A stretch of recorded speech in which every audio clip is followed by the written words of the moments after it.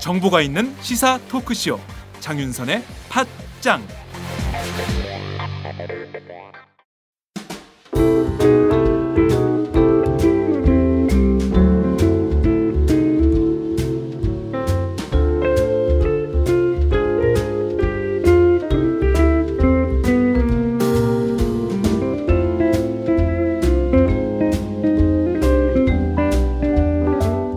임태훈, 김광진의 생산적 만담, 인권의 정치.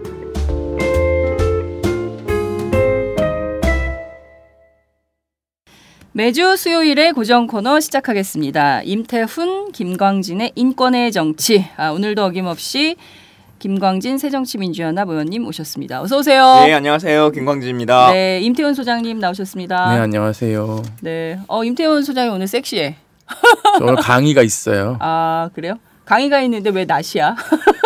마이. 예, 네. 자켓이라고 해주세요. 예. 네, 저기 비주얼이 오늘 굉장히 독특하세요. 왜냐하면 우리가 여기 에어컨이 없어 스튜디오에 더우니까 열악해. 자켓을 딱 벗으시니까 이렇게 그 깜장색 나시티를 검정색. 네.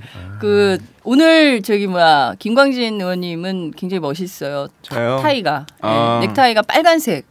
이게 광주 유니버시아드 대회가 곧 열리잖아요.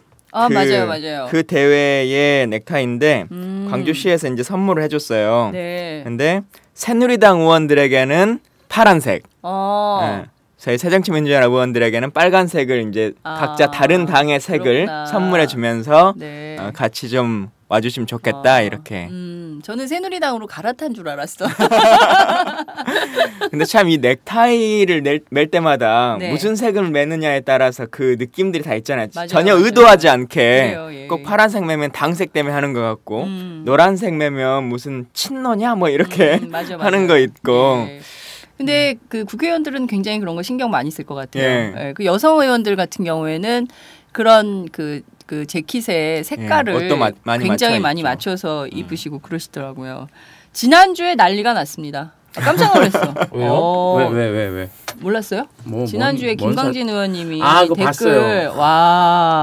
안 잘리는 거죠? 좀 연장이 되겠죠? 김광진. 지역구 동원한 것 같아 내가 보니까. 지역구도 없잖아요. 잘리면 지금 비례대표. 한반도와 부속도서가 다 제 지역구입니다. 예? 법적으로. 제가 깜짝 놀랐어요. 북한도? 예? 근데 진짜 그 의원님의 인기는 신비하고 놀라워. 나도 해봐야지. 김창수 저 코리아 연구원 원장님이 노래 불러가지고 또 대박 났거든요. 그런 것도 해요? 노래가 유행이야. 종창 브라더스가 정말 종착역으로 가는구나. 진짜.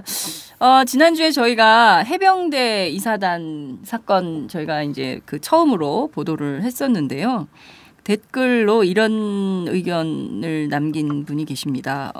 아들이 해병대 이사단으로 배치를 받았습니다. 다음 달부터 20개월을 보내야 될 곳인데 방송 듣고 참으로 걱정입니다.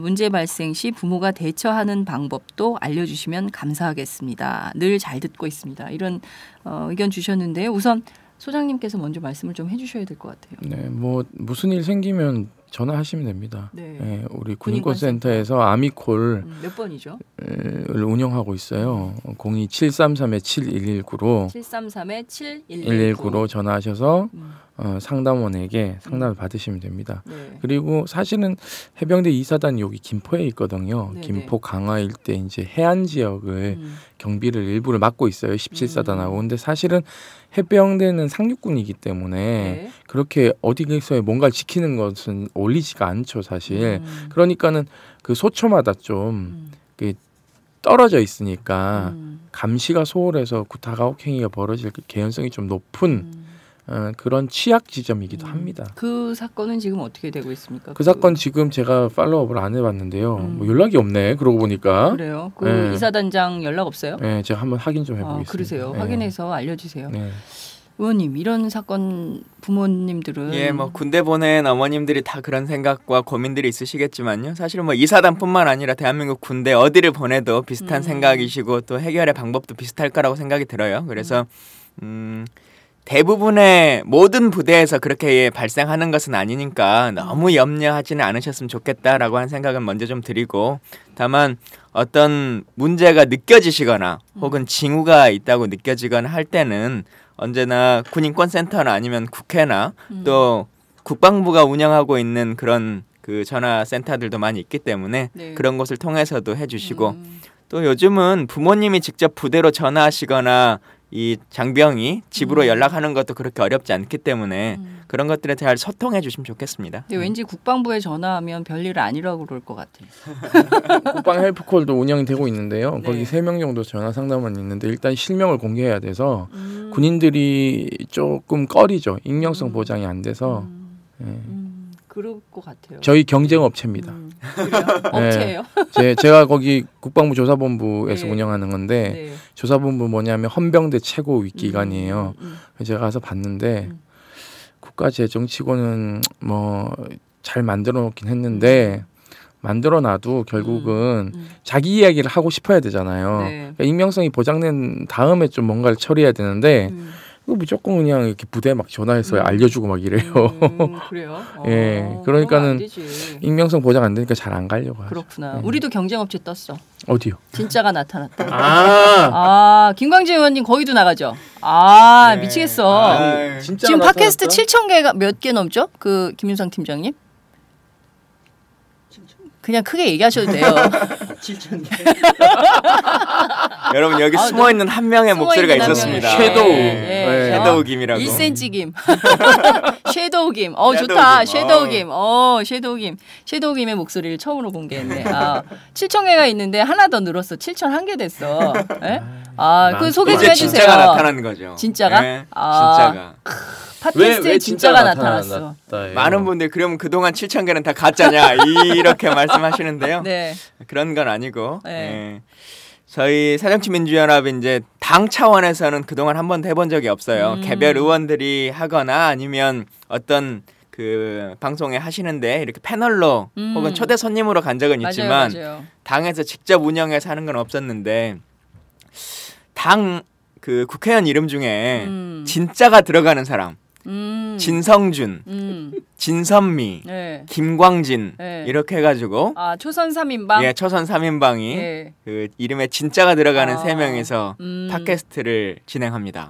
그렇군요. 그거는 어떻게 해요? 일주일에 한 번 해요? 예, 일주일에 한 번씩 매주 수요일 날 녹음하고요. 네. 저희 이제 목요일 날 음성 파일 올라가고 금요일 날 영상으로 또 다 찍어요. 그래서 네. 영상 파일 올리고. 그렇구나. 예, 지금 13인데 13위? 예. 어디 팟빵에서 팟빵에서 13위? 13인데 예. 그래도 10등 안에는 좀 들도록 여러분 좀 도와주세요. 간절히 호소드립니다. 야, 예. 진짜가 나타났다. 여러분 같이 꼭 들어주시고요.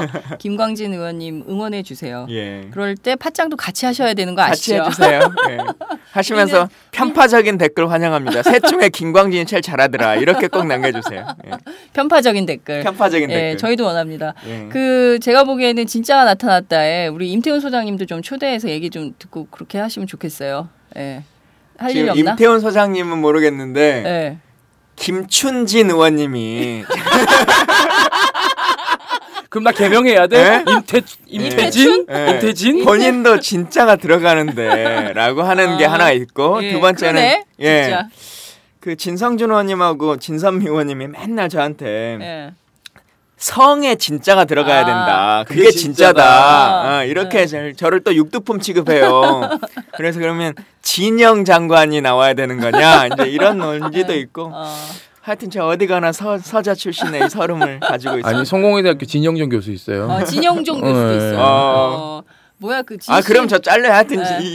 이름 안에 진짜만 들어가면 돼요. 네. 그 무슨 뭐 진씨 가문에서 하는 것도 아니고 그럴 필요 없는 것 그러니까. 같은데 진짜들이 하면 될 것 같아. 진짜들이 해야 진짜 방송이 될 것 같아요. 네. 여하튼 응원하겠습니다. 감사합니다. 팟짱이 예. 그 새정치민주연합 노유준하고 경쟁하세요. 모든 분들이 그렇게 얘기하는데요. 저희는 네. 그런 경쟁 의식을 갖고 하지 않습니다. 아 그래요? 예, 괜히 또 빠질까봐 그래. 사실은 1등 못하니까 솔직히. 1등 못할까봐. 아니 그 새정년이 지금 이렇게 출발한 건 조금 늦은 감은 있긴 하죠. 네. 지난 대선 때 한번 조금 뭐 몇 가지 가동했잖아요. 네, 뭐 네. 재윤경 대표도 뭐 방송 출연하고 뭐 이러던데 그걸 약간 좀 대선에 졌어도 쭉 이어서 갔으면 욕 먹더라도 해야 돼. 그럼 네. 진정성이라는 게 맞아. 중요한 건데. 그리고 뭐든지. 저희가 팟캐스트를 하나 더 해요. 왜 이렇게 뭘 많이 또 해? 네, 하나만 해. 그만해. 아니 그 JTBC에서 실천 정치부 이게 기자 되는 그거 거야. 하잖아요. 예. 정치부 기자 회의. 예. 그래서 저희도 대변인 회의. 대변인 회의 거기도 나가세요? 대변인. 아니야 그러진 않고 그건 대변인하고 부대변인들이 아. 이 대변인 대변인들이. 브리핑하고 거긴 좀 하면서 해야 돼. 왜냐면 네, 대변이 안 돼? 아니 그게 아니라 속사정들 그리고 주로 대변인들이 원내 기자 대변 욕하는 자리 아니야? 그럴 수도 있겠다. 갑자기 긴장되네. 원내 대변인 있고 뭐 이렇게 이쪽 있잖아요. 예. 그럼 부대변인들이 얼굴 잘 안 나오는데 좀 해야 돼. 그리고 그러니까요. 진짜가 나타났던 멤버가 의원들이어서 말을 좀 아껴야 되기도 하고 또 재미없는 3인방이기도 해가지고 네. 좀 재미진 방송을 할 수 있는 그래요? 예. 자, 남의 얘기하다가 그렇게 10분이 말을 지났어. 그만합시다. 예. 그만하시고요. 예.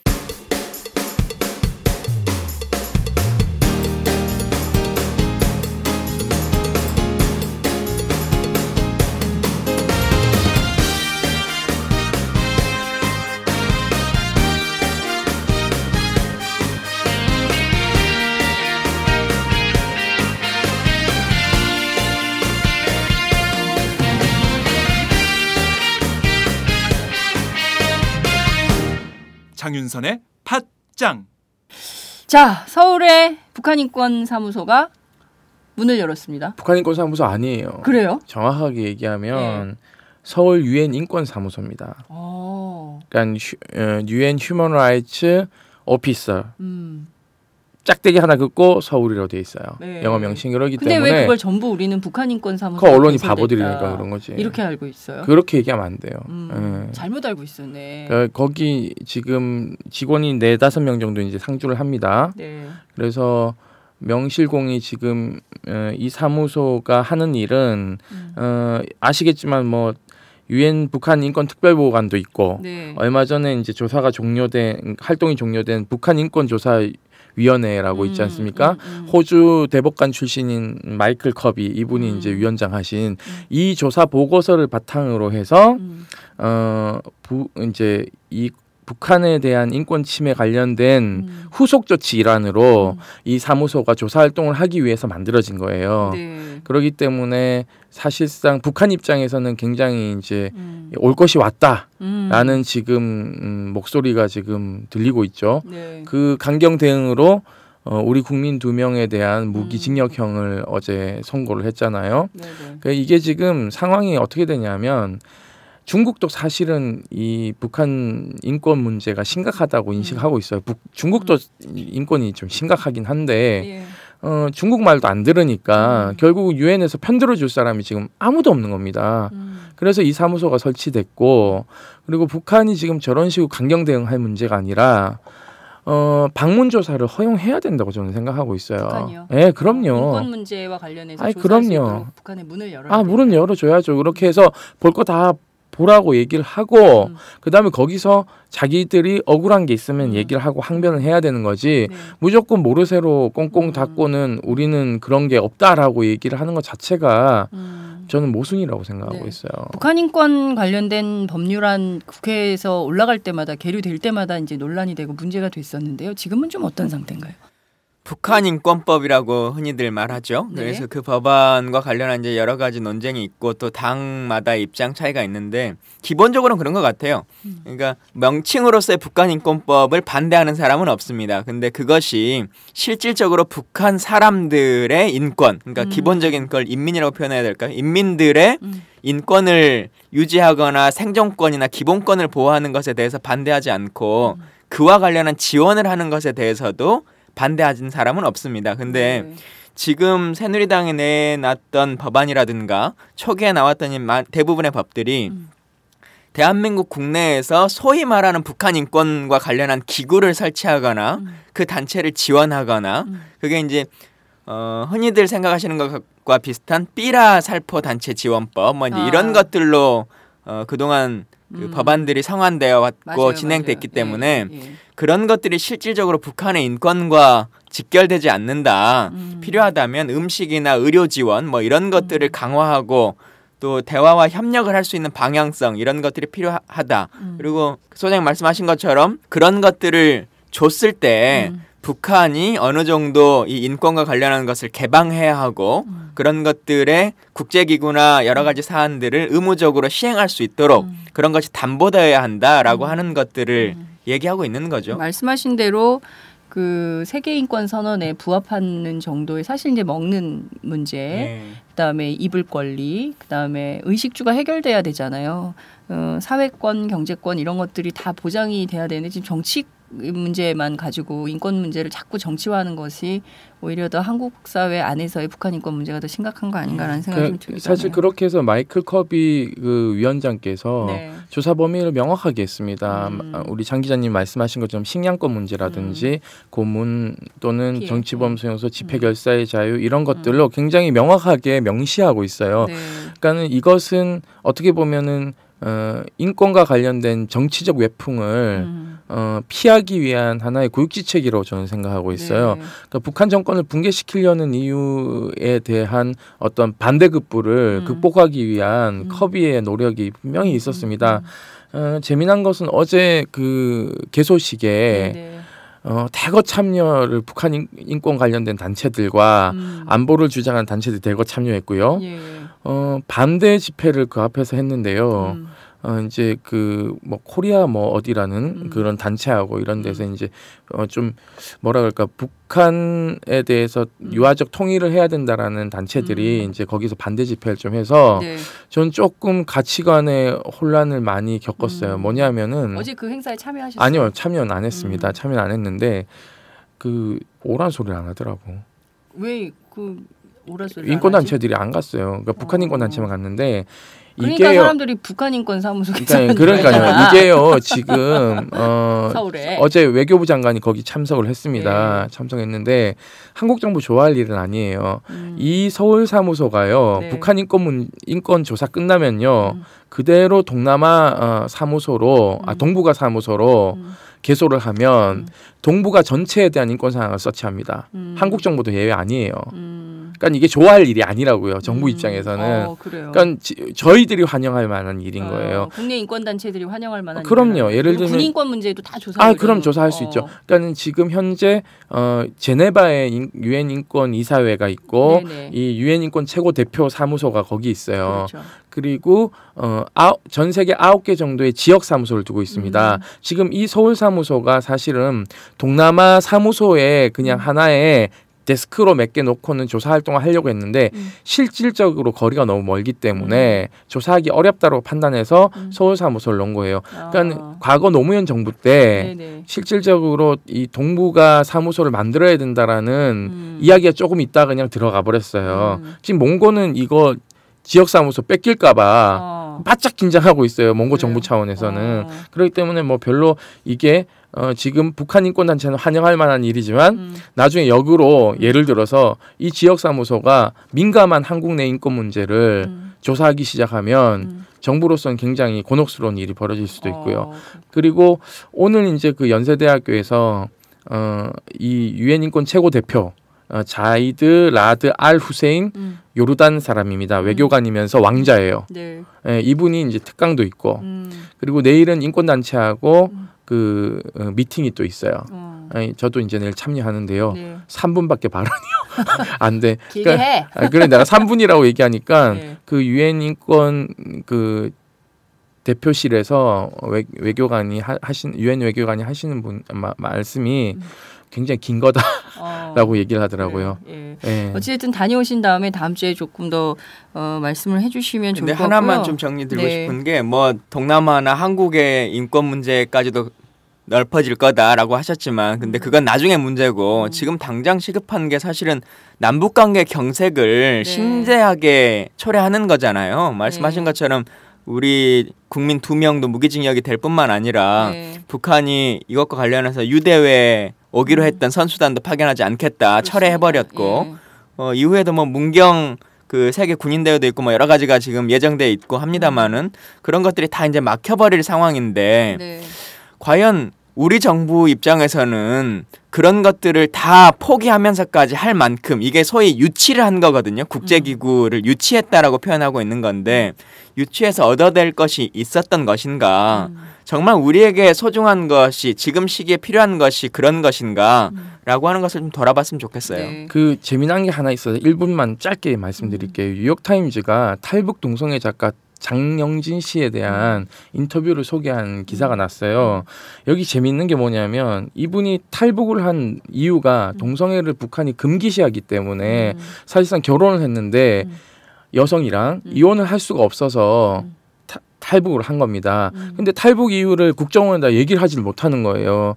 제가 동성애자라서요 탈북을 했습니다 얘기를 못하는 겁니다. 결국 이분은 거의 한국에서도 뭐 이렇게 이 애인한테 사기당하고 이렇게 해가지고 그 뉴욕으로 넘어간 것 같은데요. 여기 인터뷰를 보면 자기가 북한에 있을 때 북한 인권 관련 조사를 주도한 커비에 대해서 북한 정부가 동성애자로 맹비난을 했다고 합니다. 그러니까 어제 개소식에 열리는 그 주변에 동성애를 반대한 이 찬반하고 있는 사람들이 거의 동성애 반대하는 사람들이에요. 그러니까 이게 제가 가치관의 제가 가치관의 혼란이라는 게 이런 걸 두고 그러게요. 말씀을 드리는 겁니다. 참 이 인권 문제는 정말 우리가 한 3,000일 얘기해도 모자랄 것 같아요. 그래서 이 정도로 좀 정리를 하도록 하고요. 갑자기 궁금한 게 있는데 지난주 정보위 열렸나요? 아니요, 안 열렸습니다. 안 열렸어요. 그럼 예. 대기귀순 관련한 그게 안 됐겠네요. 업데이트가. 예, 하지 않고 7월 2일 날 정보위가 예정돼 있습니다. 아 그래요. 궁금해요. 이 청년 병사 왜 왔을까? 어떻게 왔을까? 예.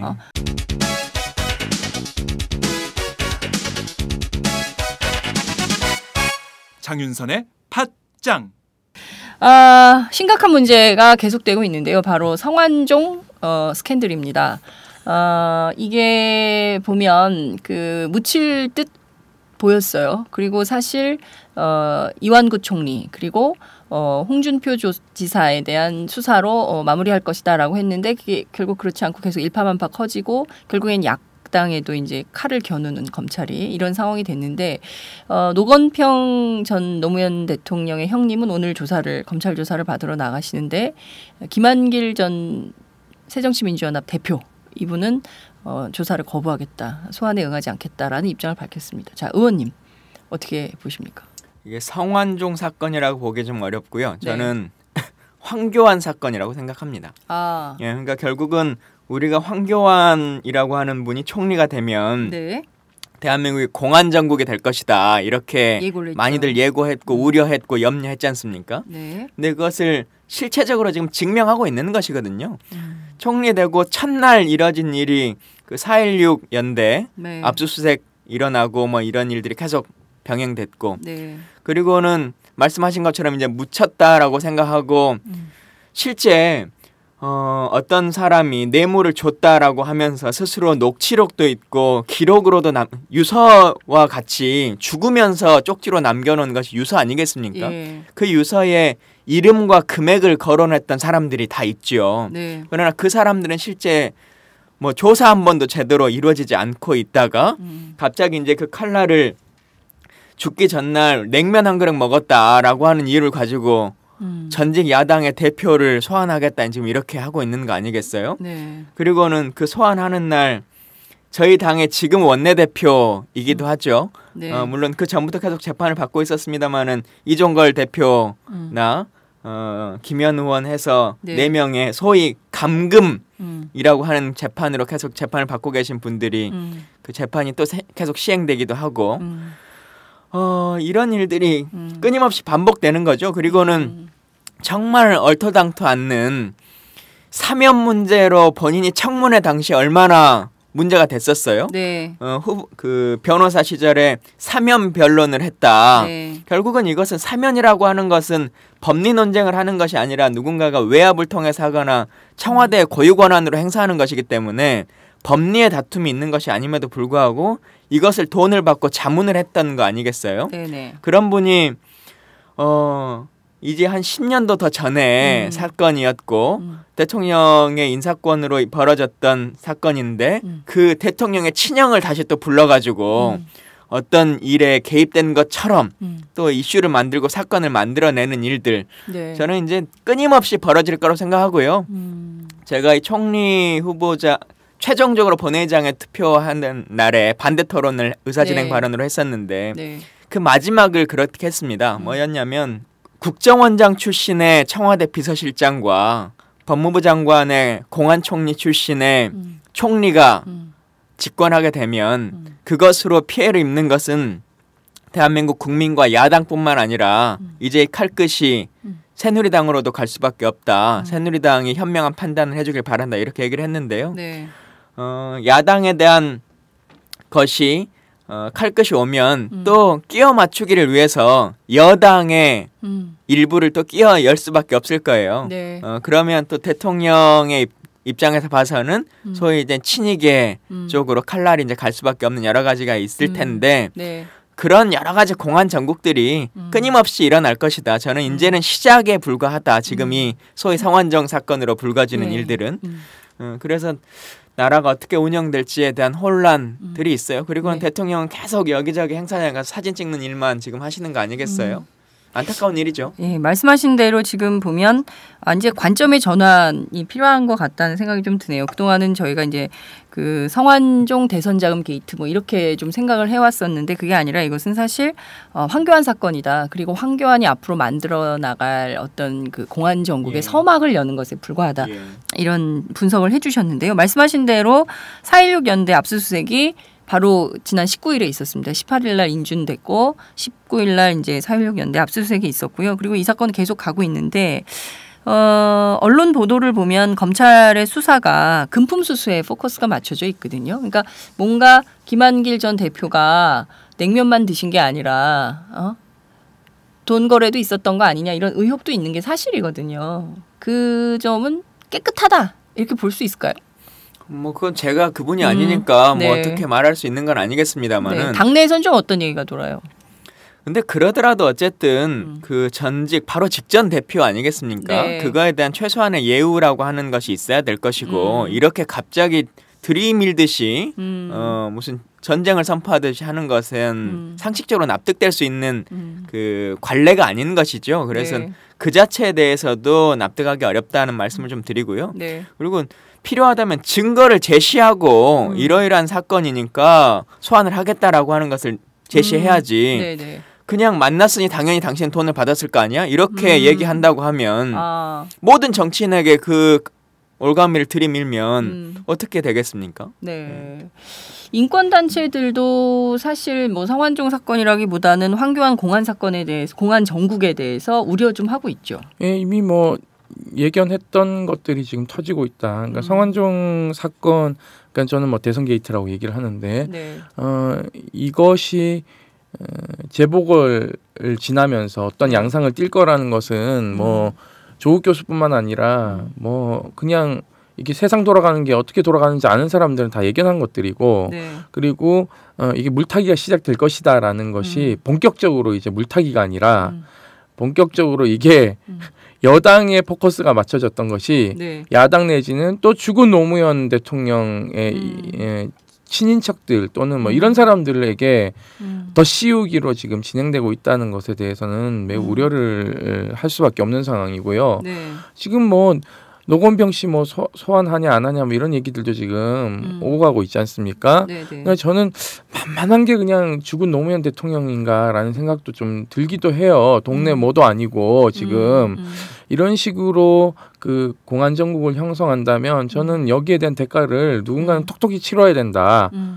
그것이 이제 총선에 대한 심판이 될 수도 있고요. 네. 아니면 또다시 뭐 예를 들면은 어떤 시국 사건에 대한 어떤 대규모 인권 탄압에 대한 네. 어떤 그 저항 이런 걸로 이어질 가능성이 매우 높다. 지금 4.16 연대 지금 뭐 박내군 위원장 압수수색도 하고 이러지 않습니까? 네. 그 전날 저희 강의하고 갔어요. 그래요? 깜짝 놀랐거든요.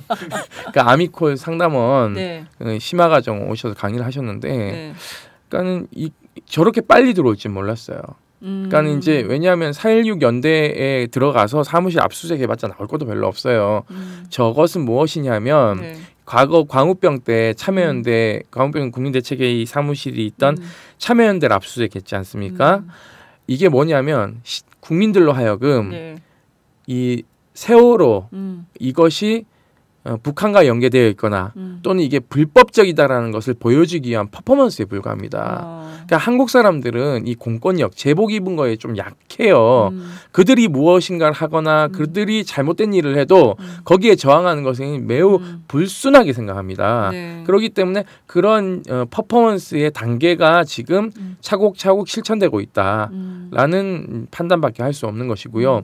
저는 여기에 대해서는 큰 국민적 저항이 어떤 형식으로든 분명히 대가를 치르도록 올 것이다. 이거는 뭐 누가 선동해서 될 문제도 아니고 네. 국민들이 판단하고 아니 예를 들어 광우병 때 쳐들고 나온 사람들이 뭐 인권단체에 선동해서 나왔어요? 자기들이 나왔죠. 자기들이 나왔죠. 중학생들이 나오고 깜짝 놀란 거. 광장은 언제라도 열려 있고요. 네. 그 열린 광장에 초를 드는 거는 삽시간에 일어날 수 있는 일입니다. 착각하시면 안 돼요. 박근혜 대통령이요? 아예 공안 검사들. 아, 황교안 국무총리. 네. 네. 정권은 영원하지 않습니다. 정신 차리셔야 돼요. 네. 촛불 끌어 소방호수 들고 나오실지 몰라요. 아이 그 강화도에 가셨잖아요, 대통령이. 근데 그거 보고 강화도 농민들이 전부 다 그랬다는 거예요. 논 다 망쳤네. 그거를 막 뿌려가지고 그게 그렇게 하면 안 되는데 잘 모르시니까. 아 막 근데 뿌린 저는 거야. 대통령은 모르실 수 있죠. 농사를 짓는 게 아니시니까. 근데 지역구 주위에 실력도 참모가 없으시겠죠. 있고 다 그것을 참모가 관리하는 사람이 있는데 알아야지, 뭐를 왜 그렇게 아니, 대통령을 예전에 임금은 그 궁안에 논도 있고 밭도 있어요. 그래서 임금이 되려면 그거 농사 짓는 법도 배워야 됩니다. 그리고 세종 같은 경우에는 실제적으로 그런 일을 했고 사직단을 만들죠. 아 그렇죠. 사직단 네. 만들어서 자기가 이렇게 한 거 네. 곡식 바치고 이랬거든요. 뭘 알아? 논이 없는데 안에 청와대 안에 잔디밭에 앉아가지고는 풀 뜯고 있겠지 뭐. 아, 청와대 안에 논이 없던가? 안 가봐가지고 저 사실 그 문 안에 한 번도 안 들어가봤어요. 저는. 가봤어요? 안 가봤어요. 아, 그거 어떻게 알아요? 논이 있는지 없는지. 없지 딱 봐도 없지 어디 있어 거기. 아니 근데 그 가보셨어요? 있을 수도 있잖아. 지나는 논이. 가봤는데 네. 거기 어디 논이 있겠어. 저는 그 앞에 광장에 분수대 있는 데에 농상만 해봤죠. 시위하러 농장하러만 가보고 아, 문 안으로는 한 진짜. 번도 못 가봤어요. 아, 정말 이 사람들 청와대 출입 기자라도 한번 해봐야 돼. 네?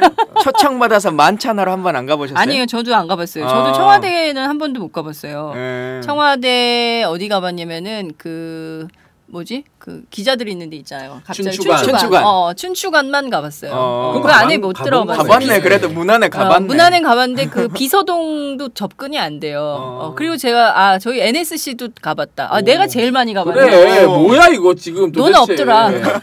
뭐 없어 논 거기. 없었어요. 아니, 논 그리고 없더라고. 거기 대통령 방 대딱 큰 농구장만 한데 유폐되어 있어 그냥. 요즘 국회에는 그거 있어요. 사직단. 아 진짜요? 네, 주말 농장이 있어요. 주말 농장. 분양해가지고. 어디 국회 어디나 못 봤는데. 저도 사실은 분양을 못 받아가지고 안 가봤는데요. 자기 땅이 있어야 네, 가는 거야. 페이스북에 올라오는 건 보는데 네. 윤혜 의원님 농장이 아주 잘 되더라고. 예, 그래요? 저기 그 방울토마토 좀 얻어먹으러 가야 되는데. 저도 텃밭을 하거든요. 예. 텃밭을 하는데 5평 하는데 되게 바빠요. 어. 그 바쁘신 의원님들이 그거 그 직원들이 상추- 힘들죠. 아, 직원들이 힘들죠. 보좌관들이 지어주는구나. 윤회 의원실 보좌관들이 바빠 농사 짓느라고. 아 이거 확인해야 되겠는데.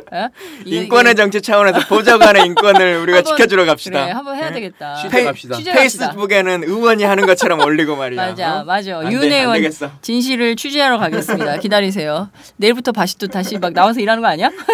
막 홈이 들고 막. 아 근데 진짜 그 이른바 박원순 효과 대단하네요. 예? 예. 그 텃밭 도시농부 이거 유행시킨 분이잖아요. 근데 예. 그게 드디어 국회까지 갔군요. 저는 못 봤는데 한번 취재하러 가야 되겠다. 삼겹살 먹으러 오세요. 네, 그래야 되겠네요.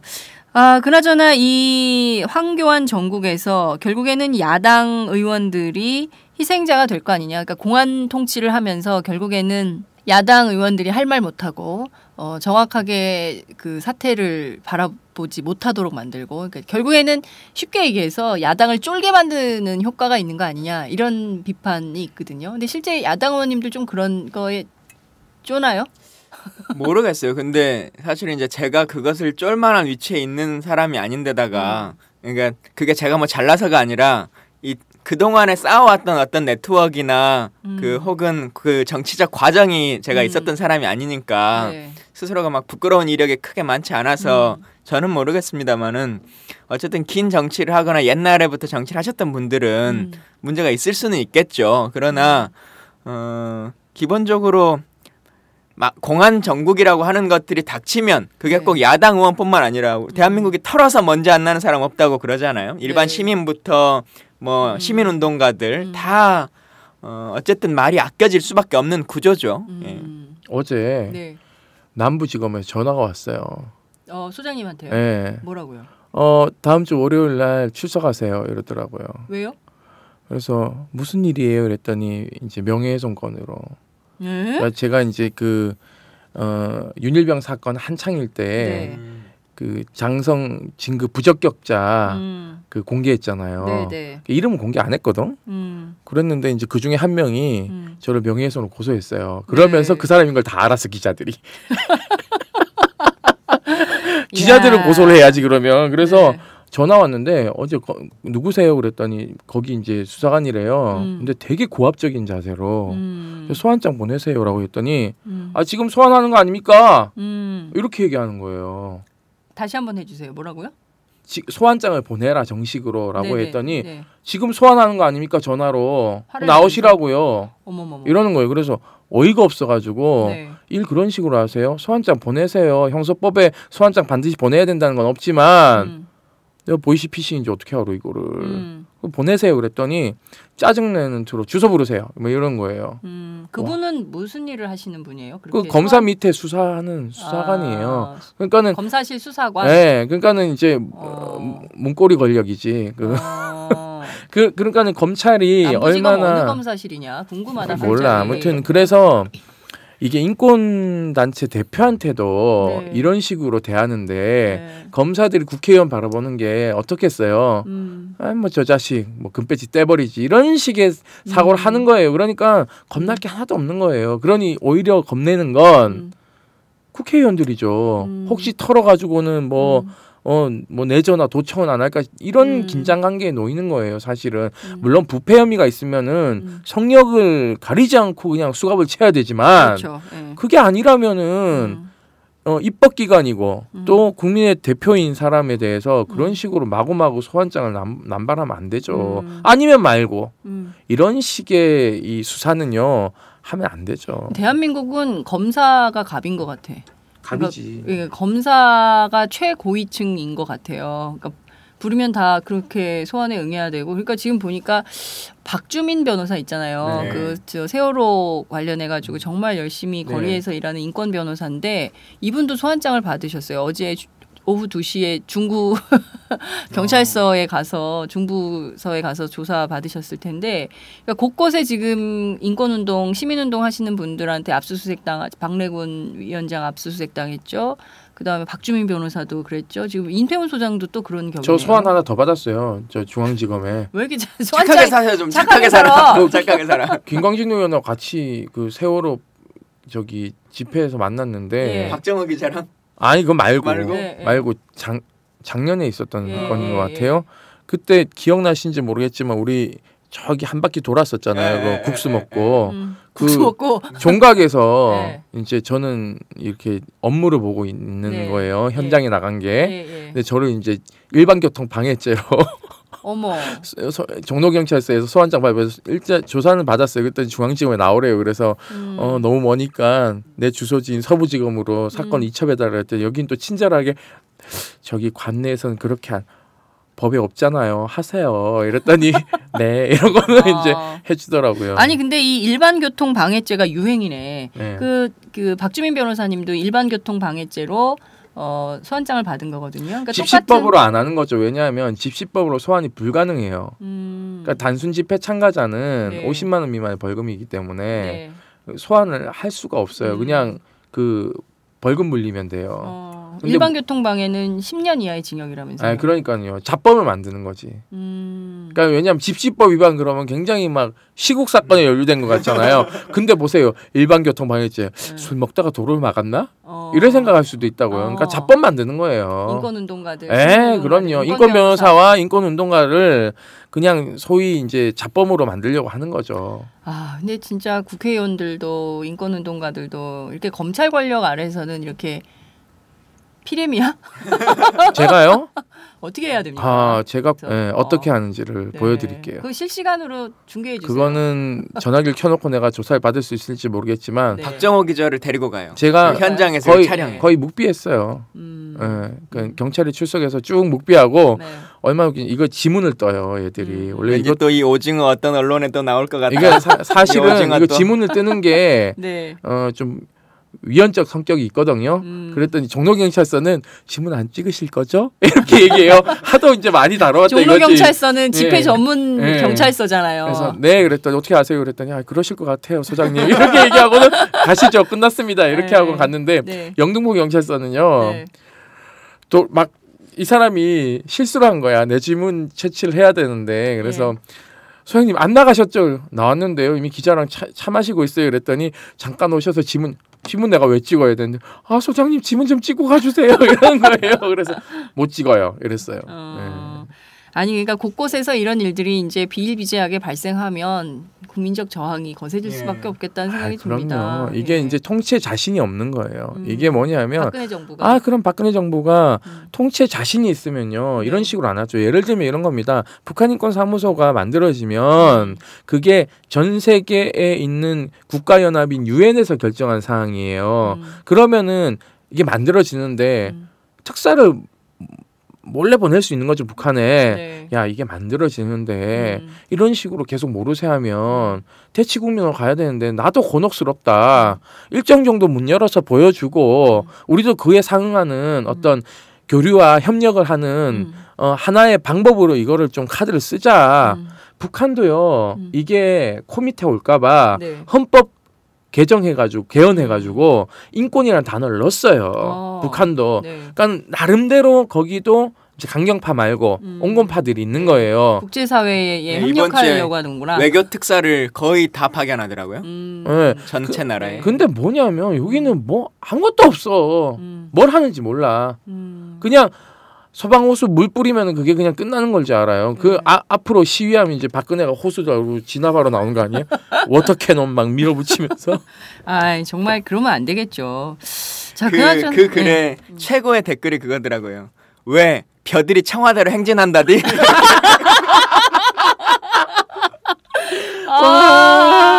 압권이다 압권. 압권이다. 야 대단하다 정말.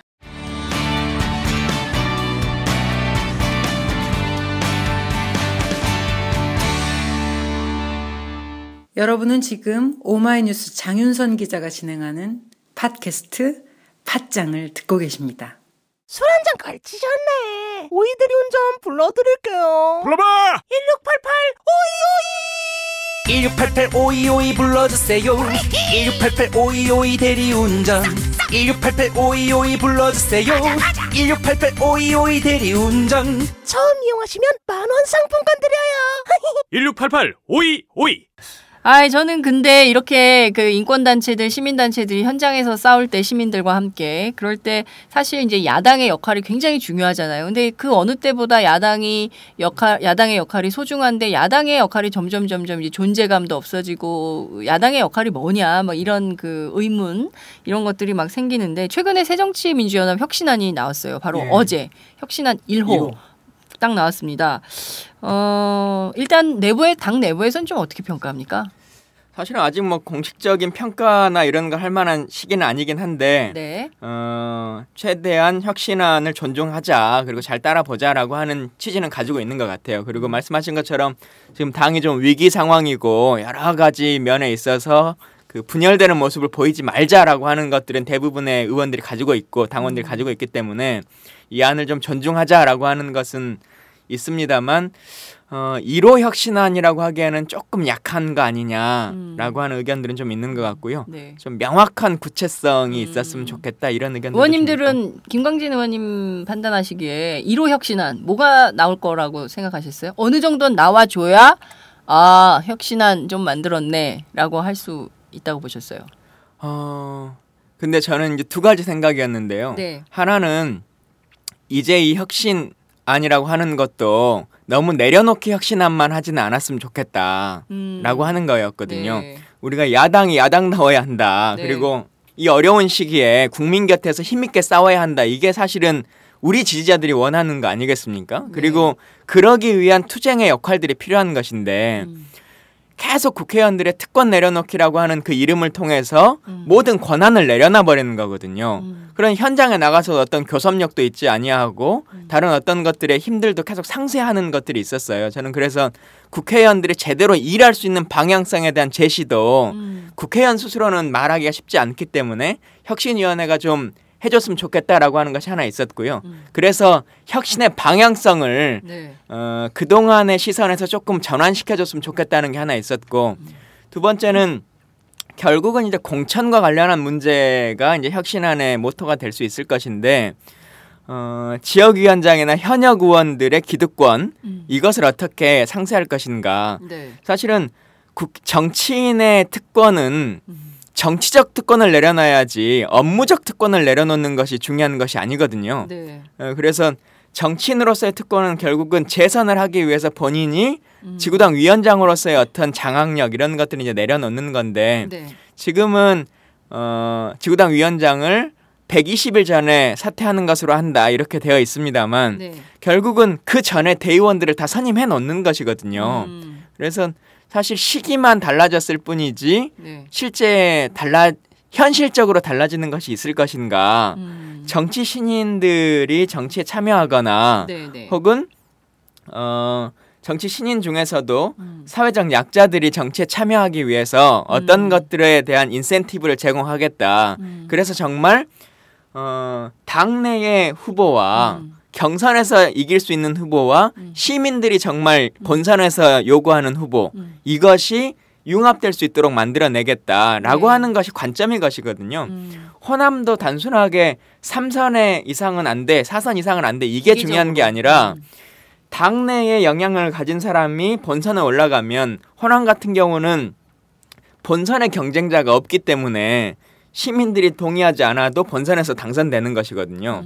그래서 이 틀을 깨주는 것이 중요한 것인데 그 틀을 깨는 것은 아직 1호 혁신안에서 제대로 좀 담보되지 못한 것이 아니냐라고 하는 생각은 가져요. 네.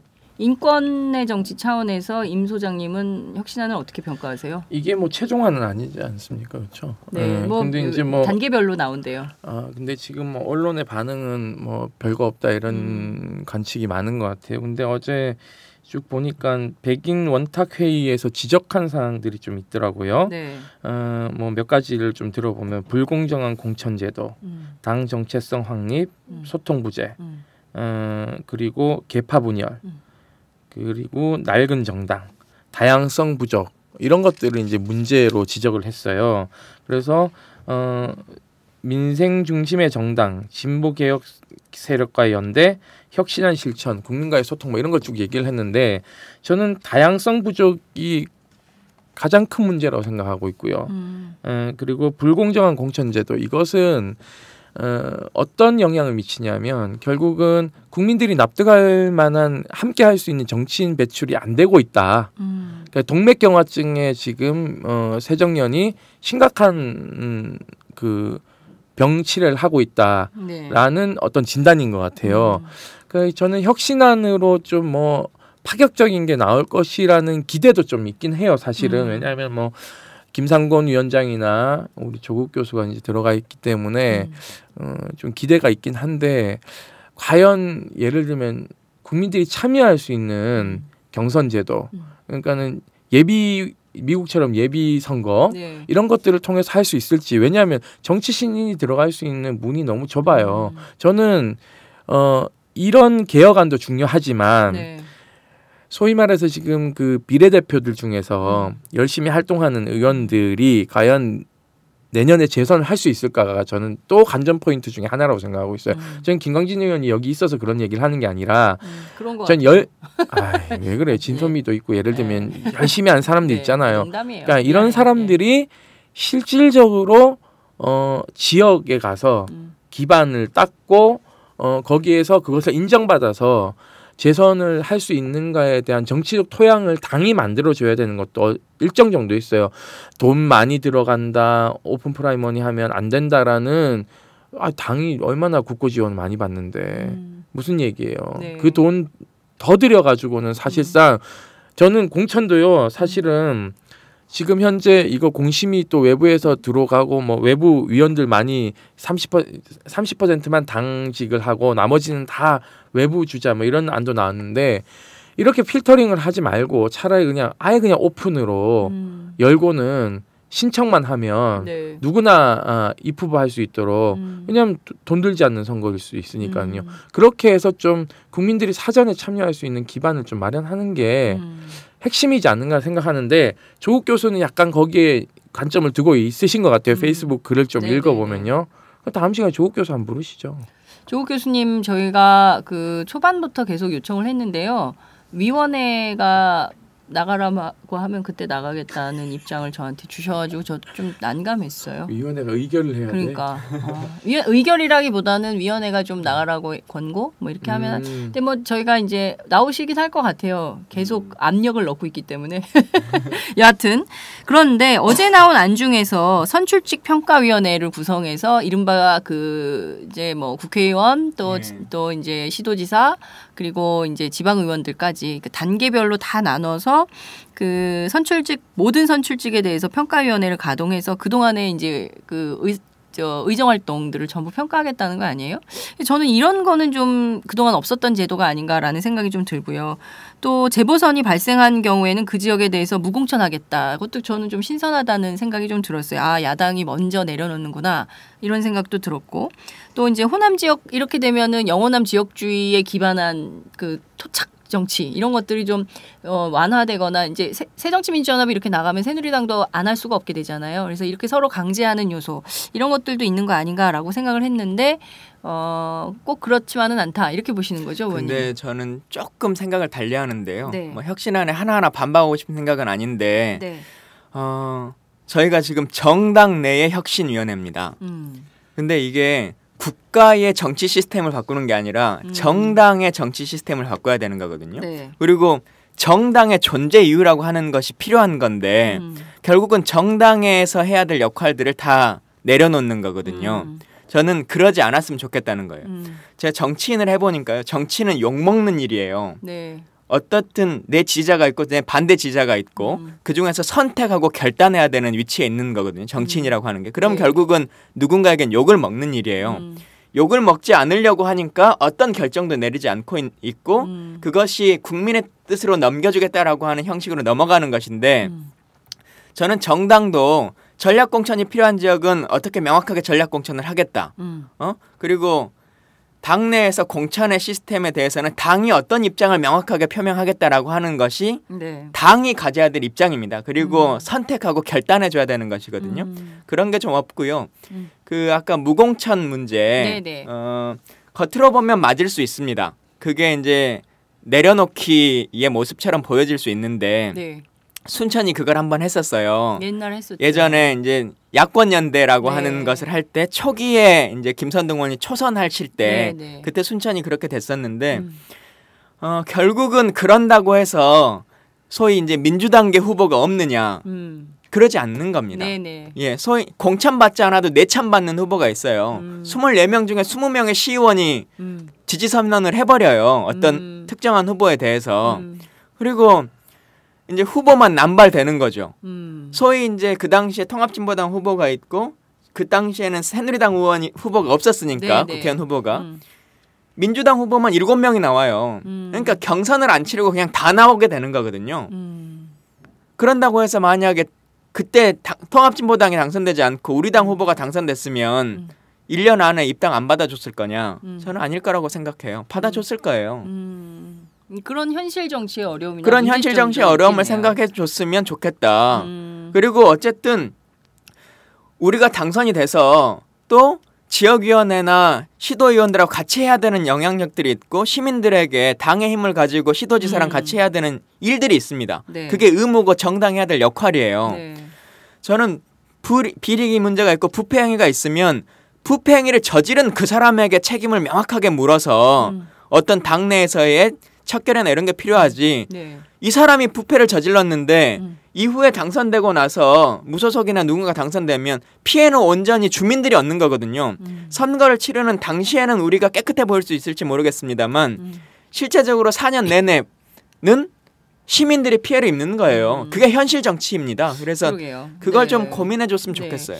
혁신위가 좀 더 디테일에 좀 이렇게 디테일이 좀 강해져야겠다라는 생각이 좀 들기도 하네요. 그렇죠. 예. 예를 들면 그 책임을 하나만 책임을 그걸 공천을 담당하고 지휘 감독했던 예를 들면 시도의원이 그렇게 되면 위에 있는 국회의원이나 지역위원장에게 책임을 묻도록 한다거나 그 정치적 책임을 묻도록 해줘야지 피해를 시민들이 사실은 그래요. 지는 거예요. 그러니까 저는 그 부패한 사건에 연루되면은 공천 안 준다 이렇게 하지 말고요. 저는 법을 좀 개정했으면 좋겠어요.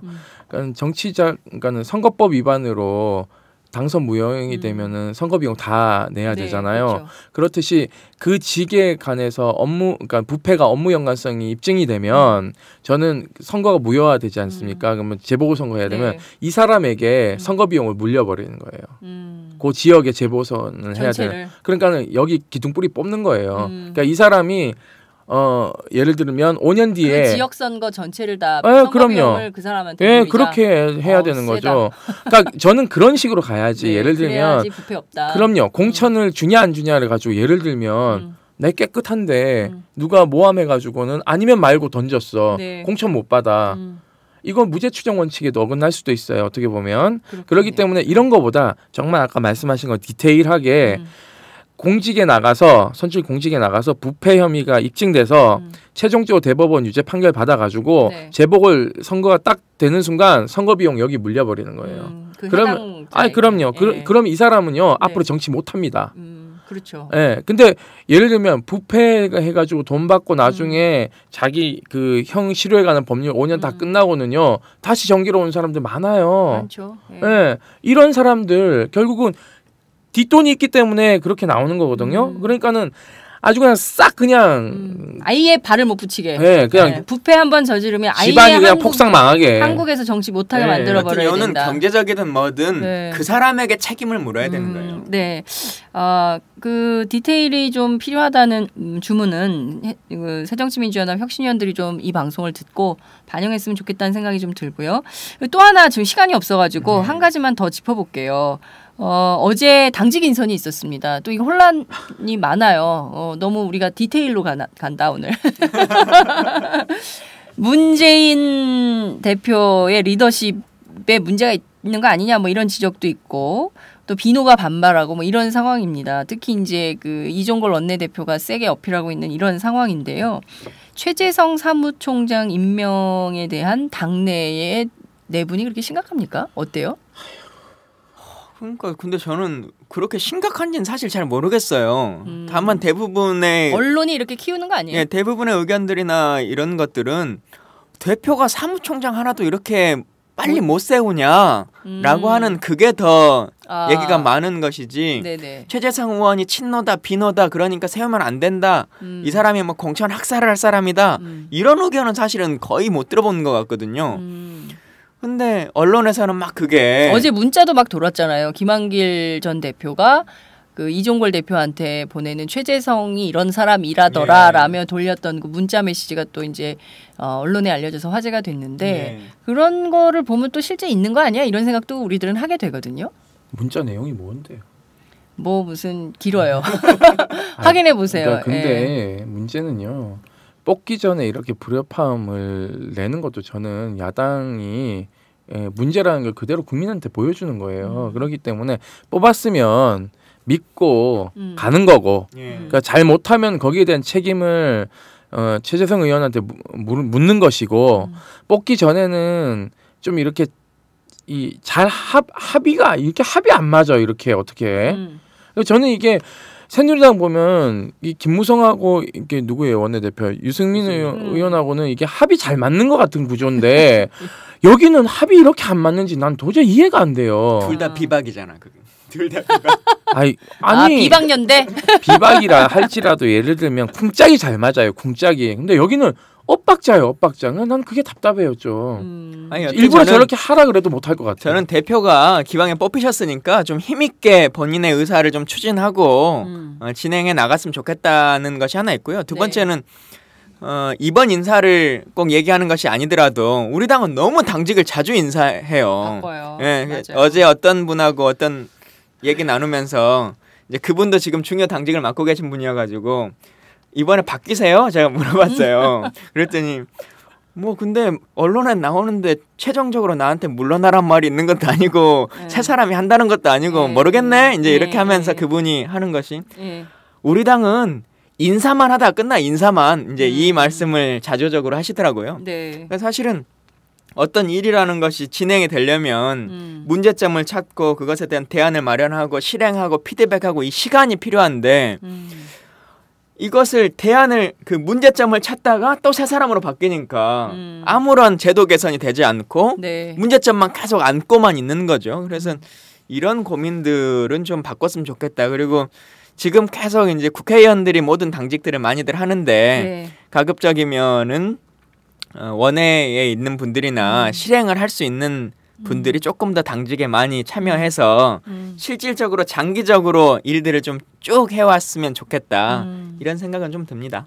근데 사무총장, 사무부총장 이런 거는 그 등의 이제 당직 인선은 당 대표의 권한, 고유 권한 아닌가요? 근데 저는 그렇게 좀 근데 그거를 가지고 계속 그렇게 막 문제 삼는 거는 오히려 문재인 리더십을 좀 흔드는 자원 아닌가 이런 생각이 저는 드네요. 불신으로 똘똘 뭉쳐 있다고 생각해요. 지금. 새정치민주연합 자체가. 그리고 저는 답답한 게 보면은. 자기가 어느 날 자기가 친노가 됐다가 어느 날 비노가 됐다가 뭐 자고 일어나면 막 개파가 바뀌어 있는 거예요. 자기도 모르게. 그러니까 누가 뭔지를 몰라요. 이 당은. 이게 가장 큰 문제예요. 이게 뭐냐면 불신에 가득 찬. 그러니까 예를 들면 어떻게 보면은 호남 뭐 개파 이런 식으로 또 보는 사람이 있어요. 김건희 친노 아니었어. 뭐 이렇게 얘기하는 거야. 사람들이 자기가 보고자 하는 대로 믿고자 하는 대로만 자꾸 정치를 하는 거예요. 이게 저는 새정년의 가장 큰 문제라고 생각하고 있어요. 좀 그래도 내가 좀 속더라도 또는 내가 좀 손해 보더라도 이 사람을 믿고 가자. 이게 없어. 그러니까 큰일이야. 새정치민주연합이 좀 제일 야당다운 그리고 이제 그 수권 정당을 해야 되지 않습니까? 이제 수권할 수 있는 정당으로서의 면모를 제대로 갖추려면 정말 이런 여러저러한 풍파에 휘둘리지 말고 목표했던 그 점을 향해서 좀 그 듬직하게 갔으면 좋겠어요. 그런 게 좀 국민들이 바라는 제일 큰 요소가 아닌가 이런 생각이 좀 듭니다. 안에서 봤을 때도 가장 큰 안타까움이죠. 그게. 네. 자, 오늘 말씀 정말 잘 들었습니다. 오늘 재밌었어요. 60분간이 훅 지나갔네. 근데 제가요 지난 방송 들어보니까 이상민 위원장 나오셨더라고요. 네네. 제 얘기를 좀 하는 것 같은데 뭐라고? 이상민 위원장이 아침에 와가지고 전화를 막 여러 군데 했어요. 이상민의 단 하나만 묻자 코너를 만들려고 그랬거든요. 네, 근데 정의와 국회의장도 안 받고 박원순 서울시장도 안 받고 다 안 받는 거야. 그래서 임태훈 소장은 받지 않을까 해서 했는데 임태훈 소장도 안 받았어요. 삐졌구나. 그래서 삼선의 국회 법사위원장의 오늘의 현실. 내가 전화를 아침에 했더니 왜냐면 새벽에 늦게 잤거든요. 그랬더니 전화가 저희가 와 아침에 일찍 전화드렸죠. 네, 저희가 전화가 아침에 일찍 녹음을 하니까요. 삐져 있겠구나. 네.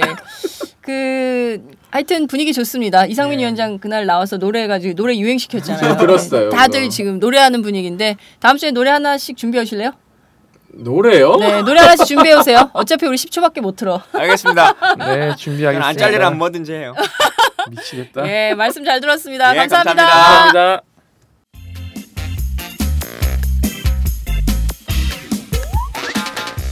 매일 정오 여러분의 점심시간 맛있게 씹어드실 뉴스를 보내드리는 장윤선의 팟짱. 매일나 신선한 뉴스를 맛보고 싶으시다고요? 보수 언론이 대충 훑고 지나간 뉴스 그 이면의 진실을 알고 싶으시다고요?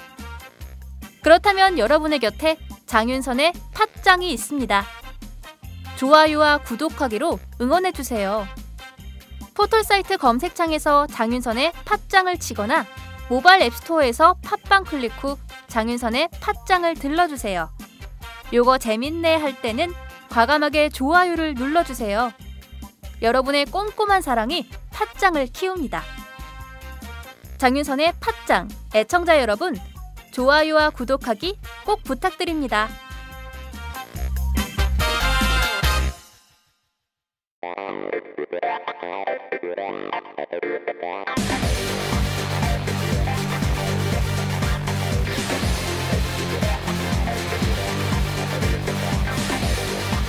정보가 있는 시사 토크쇼 장윤선의 팟짱.